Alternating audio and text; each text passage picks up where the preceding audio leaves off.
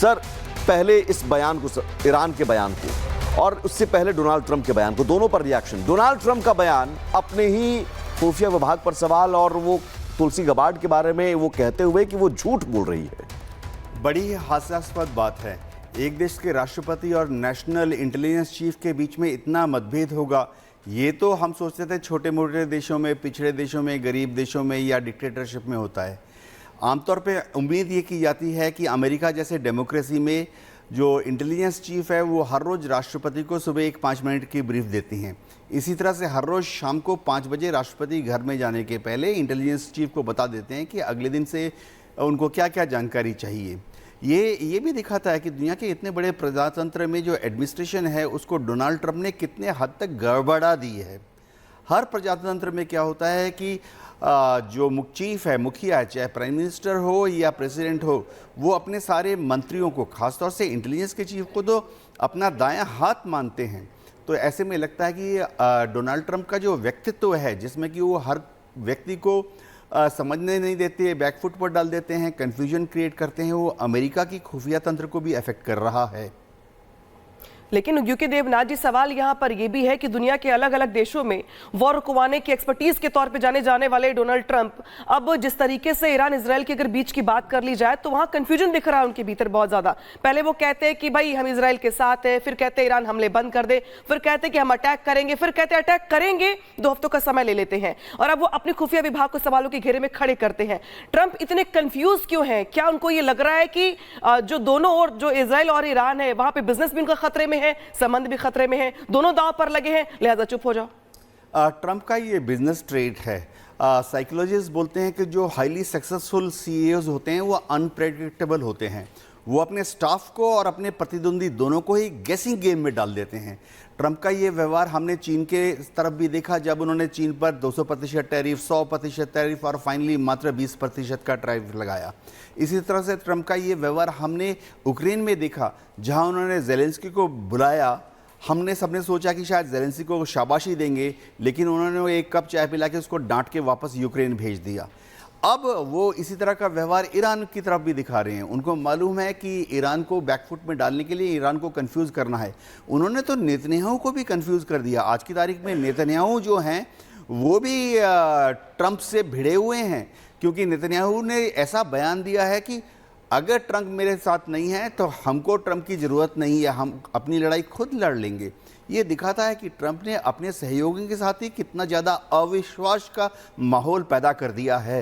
और बिल्कुल, और यही वजह है कि ईरान भी कह रहा है कि साहब हम अमेरिका पर विश्वास करें तो कैसे करें। इस बीच एक बड़ी खबर आ रही है, यरूशलेम में इंटरसेप्ट की गई है ईरान की मिसाइल। एयर डिफेंस सिस्टम ने ईरान की मिसाइल तबाह की है। तो एक तरफ तो ये डायलॉग और जो बयानबाजी है उसमें बहुत सारे कंफ्यूजन की स्थिति, लेकिन अपनी रफ्तार से युद्ध लगातार जारी है। मिसाइल अटैक एक के बाद एक, और यरूशलेम में इंटरसेप्ट की गई है मिसाइल। एयर डिफेंस सिस्टम ने ईरान की मिसाइल तबाह की। हालांकि कई मिसाइलें अटैक सक्सेसफुल भी रहे और एयर डिफेंस सिस्टम वहां नाकाम भी रहा।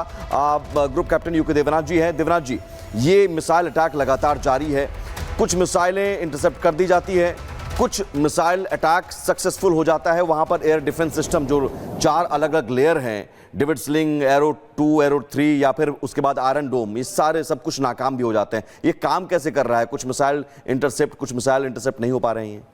होता ये है कि जो मिसाइल बनाते हैं एयर डिफेंस सिस्टम के लिए, वो जो मैन्युफैक्चरर होता है वही बोल देता है कि अगर सब कुछ ठीक ठाक रहा तो इसकी SSKP, सिंगल शॉट किल प्रोबेबिलिटी कितनी है। तो जैसे आपने आयरन डोम का नाम लिया, आयरन डोम के मैन्युफैक्चरर ने ही बता दिया था कि इसकी SSKP जो है 90% है।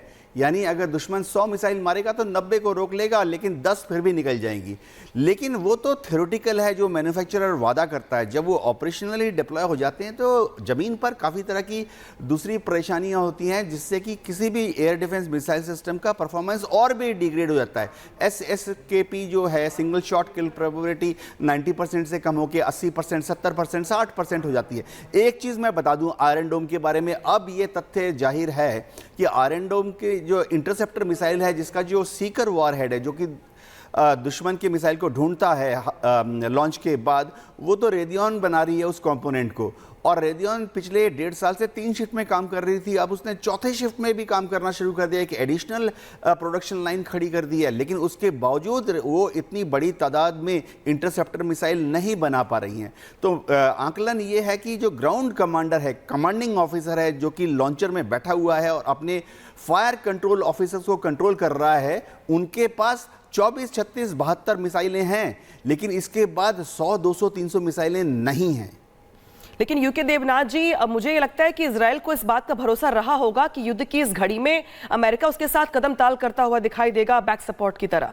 लेकिन अब अमेरिका चूंकि बैकफुट पर आता दिखाई दे रहा है, तो क्या ये माना जाए, क्या इस बात की संभावना है कि इजराइल की ओर से हमले थोड़े कम हो जाएंगे, या ऐसा लगेगा कि सर्वाइवल बहुत मुश्किल है युद्ध में, इसलिए बातचीत का जो रास्ता है वो भी एक प्लेटफॉर्म तैयार किया जाए ईरान से बातचीत को लेकर? इसमें कोई शक नहीं है कि लॉजिस्टिक सप्लाई चेन जो है ईरान की और इजराइल की दोनों ही गड़बड़ा गई हैं। खासतौर से इजराइल पूरी तरह से डिपेंडेंट था यूएसए पर अपने वेपन सप्लाई के लिए। हो ये रहा था कि जैसे हम सब जानते हैं कि इजराइल की वेपन इंडस्ट्री बहुत सोफिस्टिकेटेड है, कैपेबिलिटी है, लेकिन कैपेसिटी नाम की शब्द होती है कि वो एक दिन में कितने हथियार बना लेंगे, 10, 20, 30, लेकिन वो फायर कर रहे हैं 100, 200। तो कहाँ से बाकी वाले आते थे? वो आ रहे थे अमेरिकन यूएस एयरफोर्स की जो स्ट्रेटेजिक एयरलिफ्ट कमांड है, उन्होंने नेटो के देशों में, यूरोप के देशों में बहुत बड़ा हथियार का भंडारण जमा किया हुआ है 10-20 साल से ही, क्योंकि उन्हें मालूम है एक दिन सोवियत यूनियन से और अब रूस से भिड़ना पड़ सकता है। तो हो ये रहा है कि स्ट्रेटेजिक एयरलिफ्ट कमांड से जो C5A स्टार लिफ्टर हैं या C-17 ग्लोब मास्टर हैं, वो हर रोज इजराइल को ये सप्लाई कर रहे हैं वेपन्स। अब होता ये है कि ये वेपन रात को आते हैं, हमेशा रात को आते हैं। अगर आप फ्लाइट ट्रैकर को फॉलो करें तो हर रोज बेन गुरियन इंटरनेशनल एयरफील्ड पे 4-5 फ्लाइट लैंड करती हैं, रात को 2 बजे, 3 बजे, 4 बजे, और सुबह सुबह ये सब इजरायली एयरफोर्स के जेट्स में फिट होकर आगे चल पड़ती हैं। ये थोड़ी ढीली हो गई है लॉजिस्टिक सप्लाई लाइन। ठीक है, बिल्कुल आपके पास मैं आता हूं। इस बीच एक और बड़ी खबर है, जंग के बीच डोनाल्ड ट्रंप का एक बार फिर से बड़बोलापन सामने आया है। खुद के लिए नोबेल शांति पुरस्कार चाहते हैं डोनाल्ड ट्रंप, और बार बार एक ही बात दोहराते हैं। फिर से उन्होंने कहा, मैंने कई जंग रुकवाई, शांति समझौते करवाए, लेकिन मुझे नोबेल पुरस्कार नहीं मिलेगा। ये डोनाल्ड ट्रंप का बड़बोलापन और इस तरह का बयान पहली बार नहीं है। और पाकिस्तान जो मुल्ला मुनीर है, मुल्ला मुनीर तो गया था और प्रेज करके आ गया कि साहब आप तो नोबेल पुरस्कार लायक हैं, और उसके बाद से शायद और डोनाल्ड ट्रंप चाहते हैं कि मुझे नोबेल पुरस्कार मिले। यूके देवनाथ जी, डोनाल्ड ट्रंप का ये बयान, आप युद्ध रुकवा नहीं पा रहे हैं बल्कि और युद्ध की आग में झोंक रहे हैं। इजराइल फंसा हुआ है और इन्हें नोबेल पुरस्कार की पड़ी है। अगर आप राष्ट्रपति चुनाव के जब हो रहे थे, इलेक्शन का माहौल था नवंबर दिसंबर में, तब आप ख्याल करें डोनाल्ड ट्रंप का हर जगह एक ही वादा होता था कि अगर वो राष्ट्रपति चुने जाते हैं तो फिर वो इजराइल और हमास का जंग बंद करवा देंगे, यूक्रेन और रूस का जंग बंद करवा देंगे। असल में वो, अगर हम देखें डेमोक्रेट्स में उनको तो 49% वोट मिले और रिपब्लिकन्स को थोड़ा सा ज़्यादा, करीबन 51% वोट मिले।